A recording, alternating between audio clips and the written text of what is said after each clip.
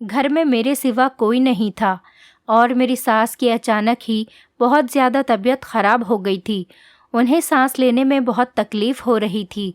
मेरी कुछ भी समझ में नहीं आ रहा था कि मैं क्या करूं। मैं सिर्फ 18 साल की थी और पहली बार इस सिचुएशन में फंसी थी। सास ने भी मुझसे साफ साफ कह दिया था कि तुम्हें किसी को परेशान करने की ज़रूरत नहीं है। इसीलिए मैंने अपने पति को भी फ़ोन नहीं किया था।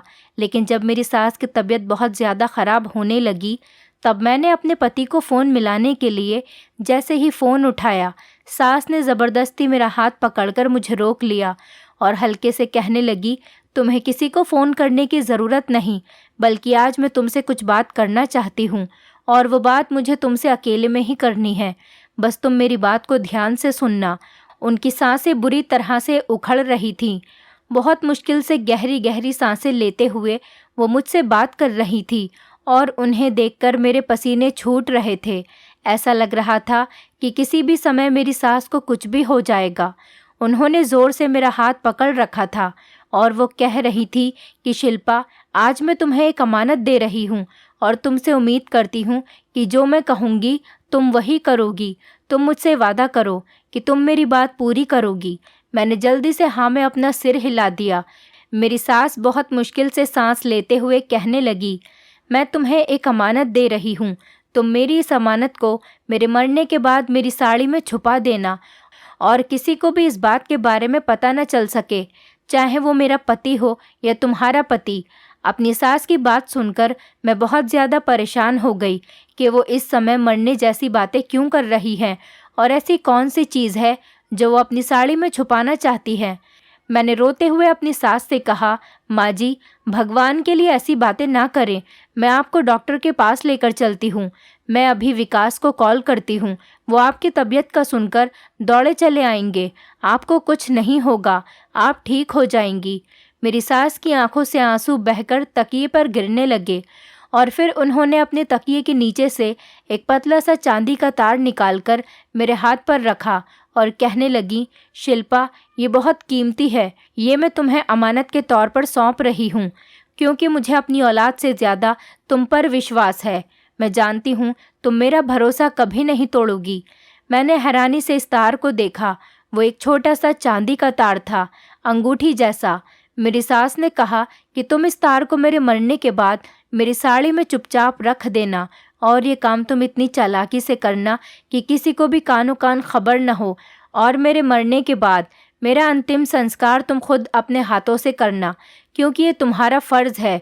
मैंने अपनी सास के मुंह पर हाथ रखा और उनसे कहने लगी, माँ जी, आप क्यों बार बार मरने की बातें कर रही हैं? कल तक तो आप बिल्कुल ठीक ठाक थी। शायद मौसम का असर है। बहुत ज़्यादा ठंडी बारिश पड़ने की वजह से आपके लिए सांस लेना मुश्किल हो रहा है। अभी हम अस्पताल जाएंगे और देखना फिर सब कुछ ठीक हो जाएगा। मेरी सास मेरी बात सुनकर अफसोस के साथ मुस्कुराई और कहने लगी कि अब मैं ठीक नहीं होंगी। मैं जानती हूँ मेरा अंतिम समय आ गया है। बस तुम मुझसे वादा करो कि तुम इस तार को मेरी साड़ी में चुपचाप रख दोगी। मैंने अपनी माँ जैसी सास से वादा कर लिया कि मैं उनका ये हुक्म ज़रूर पूरा करूँगी और ये तार उनकी साड़ी में ज़रूर छुपा दूँगी।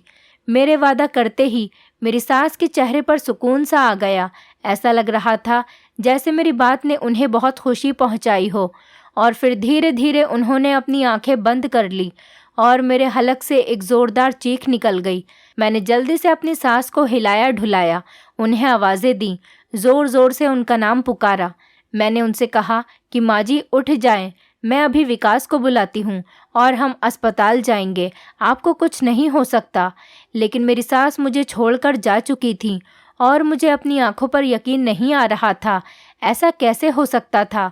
कल तक तो वो अच्छी भली थी, बस आज सुबह ही उनकी तबीयत बिगड़ी थी और अब अचानक इस तरह से वो हम लोगों को छोड़कर चली गईं। मुझे तो यकीन ही नहीं हो रहा था। मेरी सास बिल्कुल मेरी माँ जैसी थी। वो मुझसे बहुत प्यार करती थी।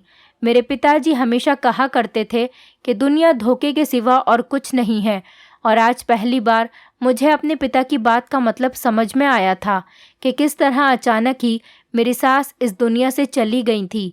मैं भी अपनी सास से बहुत मोहब्बत करती थी। हमारे बीच में सास बहू जैसा कोई रिश्ता नहीं था, बल्कि माँ बेटी वाला रिश्ता था।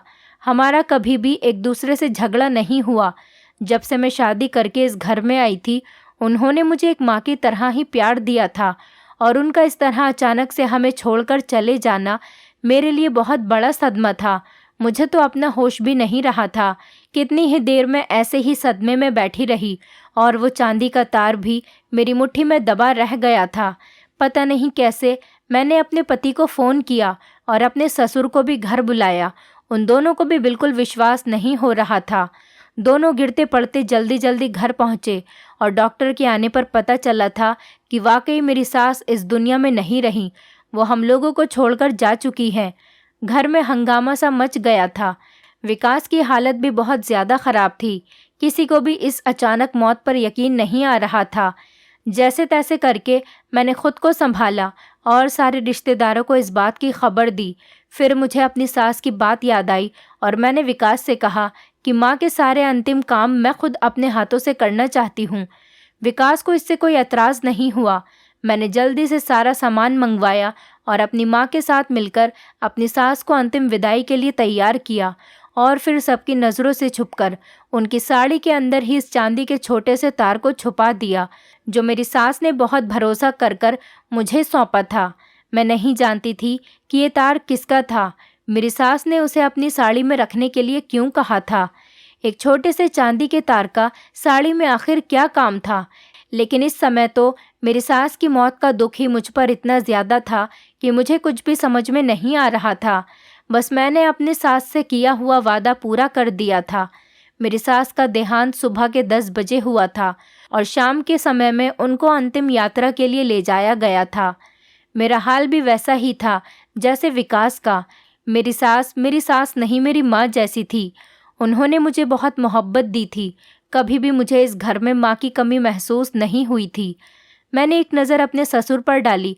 वो भी बहुत ज़्यादा गुमसुम से थे। घर में किसी ने भी रात का खाना नहीं खाया था। खाने के नाम पर रिश्तेदारों और गली मोहल्ले वालों ने ज़रूर अपने पेट भर लिए थे। बड़ा अजीब दस्तूर है दुनिया का भी। मैं और मेरे पति गम से निढाल थे, और रिश्तेदारों के आगे थाल भर भर के खाना परोसा जा रहा था। ऐसा लग रहा था जैसे इन रिश्तेदारों और गली मोहल्ले वालों का आखिरी खाना हो। ऐसे टूटकर हर किसी ने खाया था। किसी को भी हमारे दुख का कोई एहसास नहीं था। और फिर पेट भरते ही एक एक करके सब लोग अपने अपने घर चले गए।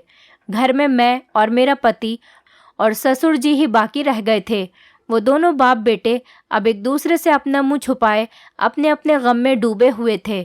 मैं सारे दिन की थकी हारी अपने कमरे में पहुंची तो बिस्तर से टेक लगाते ही मेरी आंख बंद होने लगी, और मेरी आंख बंद होते ही मुझे याद आने लगा कि किस तरह मेरी सास ने मेरे सामने अपनी आंखें बंद की थीं। उस समय वो कितनी तकलीफ़ में थीं, जबकि कल तक तो वो बिल्कुल ठीक थीं। अब अचानक ही कैसे उनकी इतनी ज़्यादा तबीयत ख़राब हो गई थी। और फिर वो चांदी का तार तो मेरे दिमाग में ही अटक कर रह गया था कि आखिर वो तार कहाँ से आया था, और मेरी सास ने उसे अपनी साड़ी में क्यों रखवाया था। इस सब के पीछे क्या मकसद था। मुझे किसी बारे में कुछ भी नहीं पता था।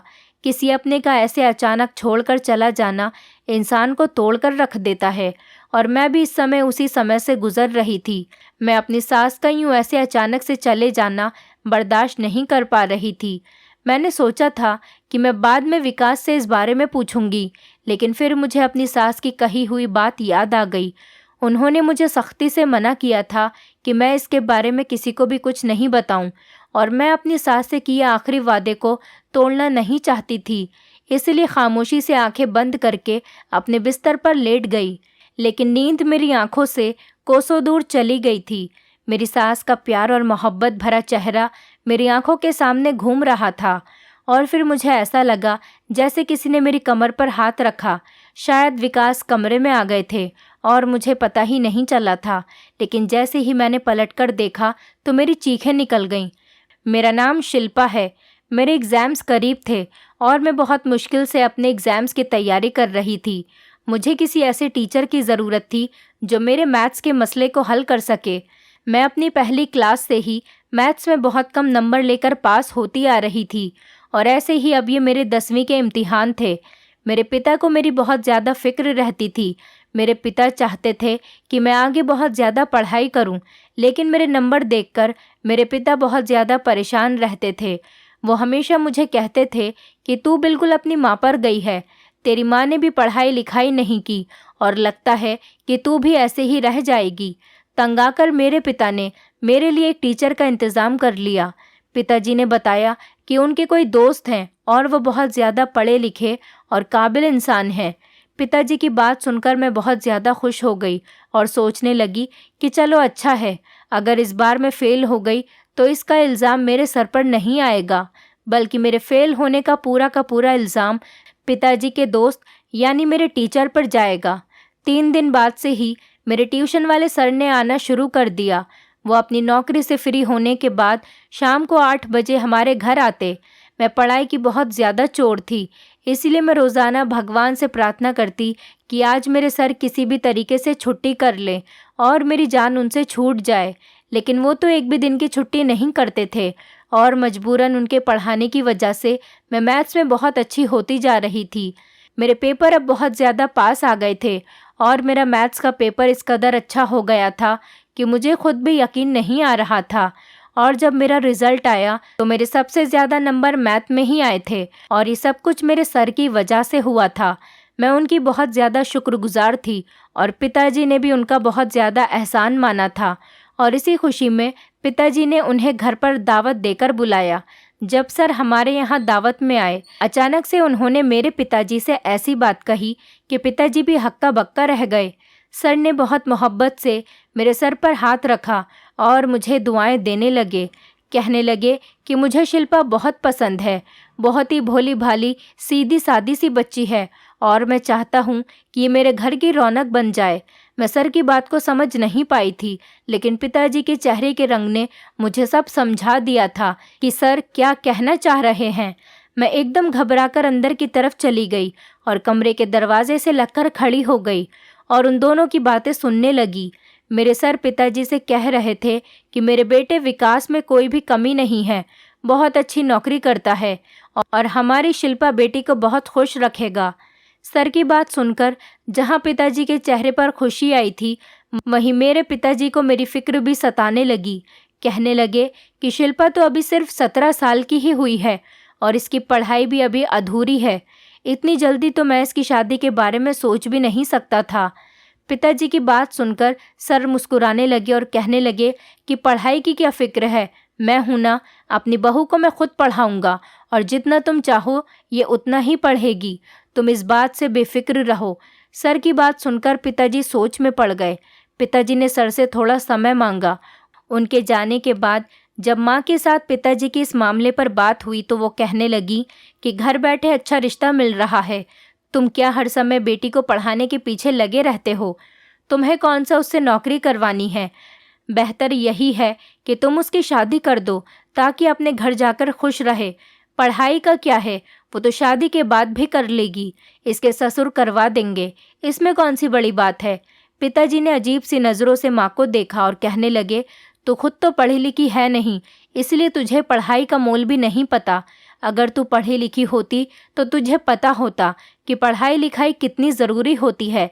लेकिन तेरी बात भी ठीक है कि शादी के बाद अपने ससुराल में जाकर पढ़ सकती है। और फिर कुछ सोचकर पिताजी ने मेरी मर्जी जाने बिना ही इस रिश्ते के लिए हाँ कह दी। इस समय मैं 17 साल की थी और इस उम्र में लड़कियों के दिल में शादी को लेकर बहुत सारे सपने होते हैं और मेरे लिए तो सबसे ज़्यादा खुशी की बात ये थी कि मेरी जान पढ़ाई से छूट रही थी। मुझे पढ़ाई करना बिल्कुल भी पसंद नहीं था, इसलिए मुझे अपनी शादी से भी कोई एतराज़ नहीं था और वैसे भी पिताजी ने मुझसे इस बारे में कुछ भी नहीं पूछा था। देखते ही देखते कुछ ही दिन में मेरा और विकास का रिश्ता पक्का हो गया। हैरत की बात मुझे ये लगी कि मेरी सास मुझे देखने के लिए नहीं आई थी और ना ही मेरी और उनकी शादी से पहले कभी मुलाकात हुई थी। हमारी शादी वाले दिन भी मेरे ससुर खुद अकेले ही आए थे और कुछ उनके ख़ास दोस्त उनके साथ थे। बस कुछ लोगों की मौजूदगी में ही वो मुझे विदा करवा कर ले गए थे। मुझे अपनी सास के बारे में सिर्फ इतना ही पता था कि उन्हें ज़्यादा कहीं आना जाना पसंद नहीं है, इसलिए वो सिर्फ घर में ही रहती है। शादी के बाद मैं विदा होकर अपनी ससुराल पहुंची तो मेरी सास ने बहुत ही खुशी के साथ मेरा स्वागत किया और मुझे मेरे कमरे में पहुंचा दिया। उन्हें देखकर नहीं लग रहा था कि जैसे वो कोई पुराने ख्यालात वाली औरत हों या फिर घर से बाहर नहीं निकलती हों। वो मुझसे बहुत प्यार से मिली थीं और मुझसे मिलकर बहुत ज़्यादा खुश हुई थी। मेरी बहुत ज़्यादा तारीफ़ भी कर रही थी। मैं दुल्हन बनकर अपने कमरे में बैठी थी। विकास मेरे पास दूल्हा बनकर आए और मुझे देखकर मेरी तारीफ़ करते हुए कहने लगे कि तुम तो बिल्कुल वैसी ही हो जैसे मुझे पिताजी ने बताया था, और मैंने तुम्हें बिना देखे शादी के लिए हाँ कह दी थी, क्योंकि मुझे पता था कि मेरे पिताजी की पसंद बहुत अच्छी होगी। मुझे अपने पिताजी की पसंद पर पूरा भरोसा था। ये कहकर विकास ने बहुत मोहब्बत से मेरे हाथों को पकड़ा और उस पर किस करने लगे। उसके बाद विकास ने मुझे मेरी मुंह दिखाई का गिफ्ट दिया। गिफ्ट देखकर तो मेरी आंखें फटी की फटी रह गई थी, क्योंकि वो एक बहुत ही खूबसूरत हीरे की अंगूठी थी। मुझे अपनी किस्मत पर बहुत ज़्यादा खुशी हो रही थी कि घर बैठे मेरे लिए इतना अच्छा रिश्ता आ गया और मेरे भाग खुल गए। शादी के बाद विकास ने पढ़ाई को लेकर मेरे साथ कोई ज़ोर ज़बरदस्ती नहीं की। वो बहुत ही मोहब्बत करने वाले आदमी थे। सब कुछ बहुत अच्छे से चल रहा था। बस एक बात बहुत अजीब थी। मेरी सास ज़्यादातर अपने कमरे में रहती थी और मेरी सास और ससुर के बीच में मुझे कोई ख़ास रिश्ता नहीं दिखाई देता था। ना ही मैंने कभी उन दोनों को बातचीत करते हुए देखा था। उन दोनों को देखकर ऐसा नहीं लगता था कि उन दोनों के बीच में प्यार या मोहब्बत जैसी कोई चीज़ हो। विकास का बर्ताव भी अपने माता पिता के साथ कुछ अजीब सा था। वो दोनों से ही बहुत दूर दूर रहते थे। घर आते तो सारा समय मेरे साथ ही बिताते थे। मेरे कहने के बावजूद भी अपने माता पिता के साथ नहीं बैठते थे, और यही बात कभी कभी मुझे बहुत ज़्यादा हैरान करती थी। वो इकलौते बेटे होने के बावजूद भी अपने माता पिता से इतनी दूर क्यों थे?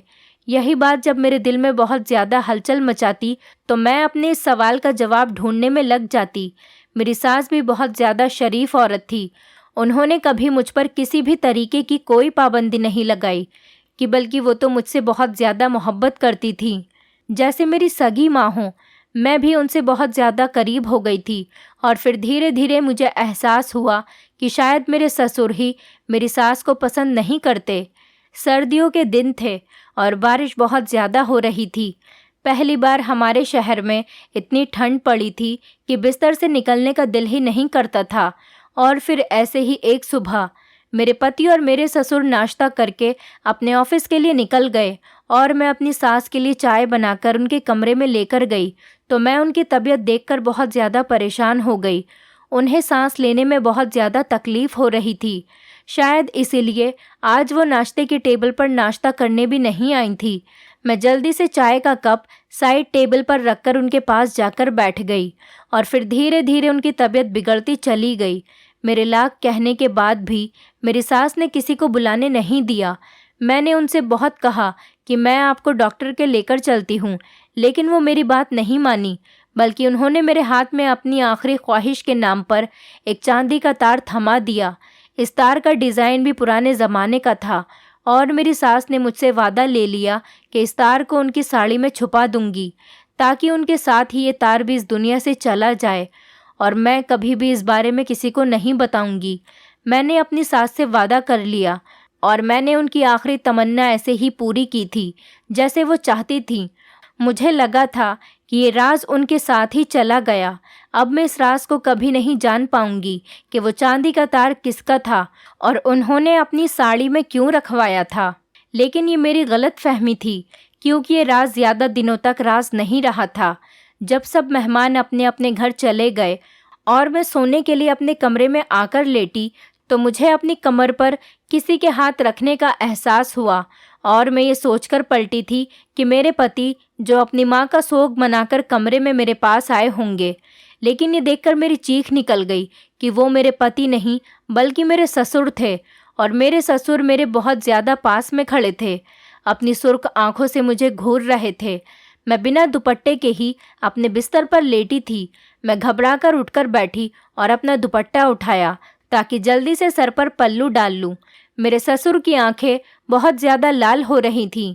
पता नहीं ये रोने की वजह से थी या फिर गुस्से की वजह से थी। उन्होंने बहुत बुरी तरह से मुझे घूर कर देखा और कहने लगे कि चलो लड़की, अब सच सच बताओ, तुम्हारी सास ने मरने से पहले तुम्हें क्या बताया था? उनके इस तरीके से पूछने पर मैं बहुत ज़्यादा घबरा गई। उनको देखकर लग नहीं रहा था कि वो किसी सदमे में हैं, बल्कि ऐसा लग रहा था कि वो बहुत ज़्यादा गुस्से में हों। मैंने हकलाते हुए कहा कि पिताजी, माँ ने कुछ नहीं कहा था। उन्हें तो सांस लेने में बहुत ज़्यादा तकलीफ़ हो रही थी, इसलिए वो कुछ बोल भी नहीं पा रही थी। मेरे ससुर ने अपनी आंखें निकालकर मुझे घूरा और कहने लगे कि अगर तुमने फ़ौरन मुझे सारा सच नहीं बताया तो मुझसे बुरा कोई नहीं होगा।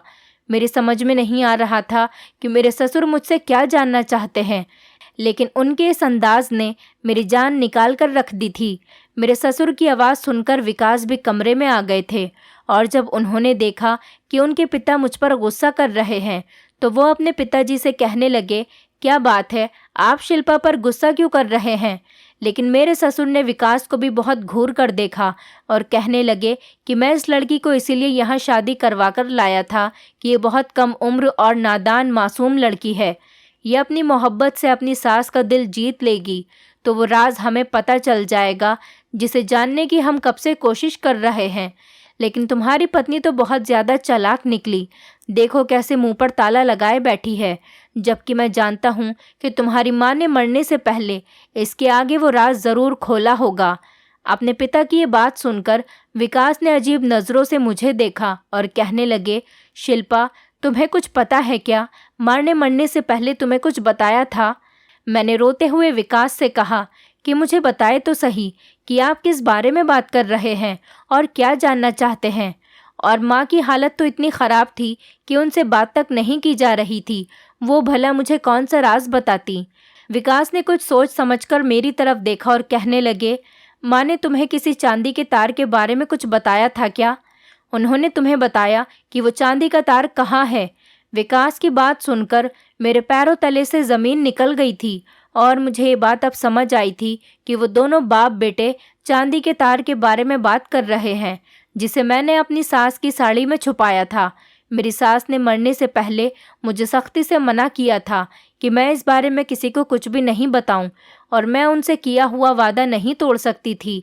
इसीलिए मैंने उस समय सफ़ेद झूठ का सहारा लिया और विकास से कह दिया कि मुझे तो किसी तार के बारे में माँ ने कुछ नहीं बताया।